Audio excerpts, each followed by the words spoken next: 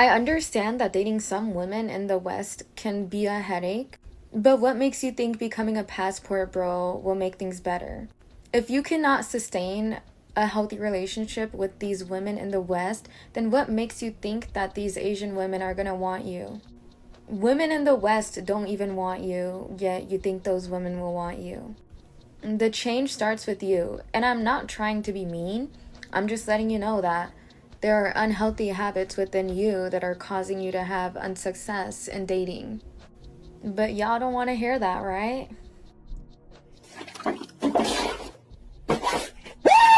Woo! It's showtime! Woo! There it is. I'm not surprised. Shame, insults, guilt, and the need to be right about things that they can't get right in their own lives.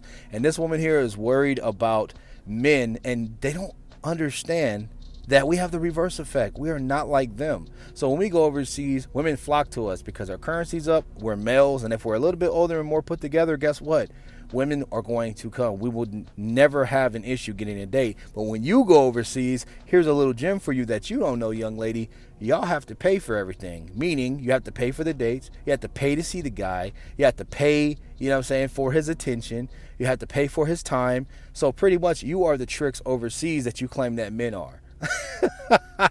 The dudes that you make jump through hoops, the Sims here in the United States, you are equivalent to them. You are pretty much them when you go overseas. So guys, keep getting your passport because these women just don't understand it. We've been telling them this since 2023, but they didn't listen. We've been telling them since 2022 and they didn't want to listen. 21, 2020, 2019, 18, all the way down the line. They didn't listen. She's seeing it come to fruition and she can't take it. Passport bros up. All these haters, all these leftover women that nobody wants, that they just discard after they're done, beating the box up, down. If we're in the talking stage and you want to explore your options and talk to other people, that's totally fine. Just be honest about it. Be upfront about it. Don't lie about it. We're not exclusive. We're not dating. But tell me so I can block you. The answer is hell no. And this is exactly why men don't tell you the truth, because of this response. You're like, oh, well, if we're not exclusively talking, it's cool. Just tell me. Men are not going to tell you that because why would we shoot ourselves in the foot? Men want variety. They want multiple options. And that just goes to show you it hurts your heart because it shows you're not special because the guy's not just focused on you. You're not that special. And the thing is, 9 times out of 10, men are going to put you on a sexual hamster wheel anyway because you don't qualify for what you actually think that you deserve, which is marriage and all this title and all this crap that you will only give to a traditional woman, but you're modern. So of course men are not going to do that. So continue to get played because men are not going to tell you straight up, even if you guys are in a talking stage, that he's talking to other women. That's just dumb. Stupid. I'm not going to let you get the chance. Somebody needs to find a way to get rid of these nonchalant ass men once and for all. I am so tired of these men fake not liking me. Like, that shit is not gas. Like, I am not her. Every man up until now has gassed me up for this moment. This is my time to shine. The most nonchalant of nonchalant men have cracked with me. And I'm sure many of women have experienced this exact same thing. Where it's like, you're sitting here trying to gas yourself up like you got hoes. Okay, so do I. Now what? Every single fucking time this happens, it's the men I attract, so I am part of the problem. But at the end of the day, that little facade goes away and I'm sitting here like, yeah, I know it. Talking about don't go out tonight, staying in, or when I'm done with this, I'm gonna come over, yada yada, can I stay tonight, what you cooking? Yeah, I knew you liked me, it's okay. And all this, oh yeah, I mean, you could do whatever, I don't mind. Okay, let me hit your homeboy up then. Let me see what he's talking about. He belongs to the streets. My very question to these men is like, if you don't like it and you don't want it and you can get better, why don't you? Hasta luego. Like, you coming over and slapping your fucking big old schlong around? Nope. I mean, there's a lot of people that can do that same thing. I mean, really, truly.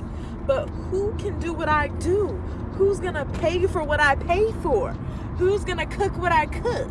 I mean, there's a lot of really good women out there, but where are they? And if they're out there and you want them, and you can get them, then go. Why are you talking to me? Like, I won't be hurt. I promise you. For every one man with a big old schlong and a back tat, there's 7 more right behind him. And I swear to God, they will never tell me no. And because of this little nonchalant act, I can't be my full potential myself, which eats at me. That's what really gets me, is I can't be like, I booked us a trip, or let's go on a trip and I'm gonna pay half, or whatever, or Why the fuck you lying? Why you always lying? like, I'm cooking this, come eat it, or I got you your favorite thing, and blah blah. I can't do that for no man who pretends he doesn't like me. You're playing yourself. I'm really that bitch in her bag. I got my own shit. All I need from you is to be fucking nice. It's not hard. But whatever, my replace the whole game goes crazy. I'll find something new to play with. Don't worry about me. Just thought I would get on here. But I'm gonna get off my little soapbox and worry about something else. Thanks. Man, I'm gonna let you talk for 2 minutes and 40 seconds, and those 2 minutes and 40 seconds, you gave off so much projection. It was absolutely ridiculous. First of all, ma'am, I want to start off by saying, I'm not going to make this too long, but those guys don't like you. The guys that you said that they've cracked, only thing they've cracked is your back. Hey. When they were getting inside your spine and digging out that box. You get what I'm saying? So those dudes are running the game, and the guys, I bet you the guys you go for, those guys are top-notch guys. Those aren't just any slouches. So those guys are typically good with women. And then you say, oh, well, I offer this. Who's gonna cook like this? Who's gonna cook? Becky, Susie, Joanne, they all do it, bro. Shaniqua, they all cook, bro. Even even they cook. You get what I'm saying? So you're not that special. So you're trying to make yourself special and compare yourself, saying, oh, you can get another guy to toy with you. For one guy with a long slong that can throw it around, there's 7 more behind it with a back tattoo. But how many of those guys are actually going to take you serious? That's why she said, oh, I can just go on to the next guy. It doesn't bother me if he, he acts like he doesn't like me. Then, I can find myself another toy. Keyword, toy. You can't get any guys commit to you because deep down, only thing you control is sexual access. And if you give away your sexual access, you lose the potential guys that you're actually wanting to gun for. You're just living right now in your prime, but you're wasting your time and you're lowering your value with how you speak, with the actions that you display, and thinking that you're equal. It's ridiculous, man. This is why guys don't take these women serious. No matter how pretty women are in 2024, dudes, especially the top guys, are passing these women around. I'm telling you, bro. Like a blunt at the Snoop Dogg concert. It's crazy. You feel uneasy around this man. If you are constantly worried that he's gonna cheat on you, if you constantly feel like checking his phone, if you're always stressed out, if you don't sleep well at night, if you have this pit in your stomach, you're probably onto something. Our bodies are so smart, especially as women. Our intuition is usually so on point, unless you just have a lot of unhealed trauma. That's a you thing that you need to work on. But more oftentimes than not, you're probably onto something. If the guy you're dating has a wandering eye, if the guy you're dating is constantly DMing other girls, all up in their comments and the likes of their pictures, dump his ass. Stop spending your time and investing your time and giving your energy to someone who you don't trust, who your body doesn't trust. You just know it's off. It probably is. The mere fact alone that you have to question it and wonder and worry means that this man is not for you. Okay, let's go off of your logic. Let's say one of these girlies that's in the comments section actually takes this advice. Let's say she has one of these guys that you're referring to, which is typically an attractive man that is very hard to come by. So let's say you do break up with that guy that's exceptional.